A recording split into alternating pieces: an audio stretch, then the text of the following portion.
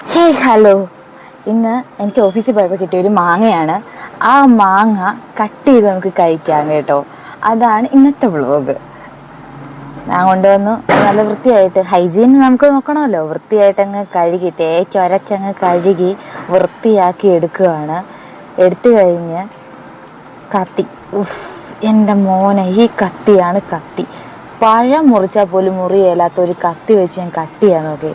Last എങ്ങനെയോ cut ചെയ്തിട്ട് അതിൻ്റെ മേളുവശമൊക്കെ പോന്നു. പിന്നെ ഞാൻ മാറ്റി വേറെ കത്തി എടുത്തുകൊണ്ട് വന്ന് കട്ട് ചെയ്തു. ഞാൻ വിചാരിച്ചു എന്തെങ്കിലും ഇച്ചിരി അഴുക്കുണ്ടാവും എന്നൊക്കെ വിചാരിച്ചു. പക്ഷെ നല്ല അടിപൊളി മാങ്ങ.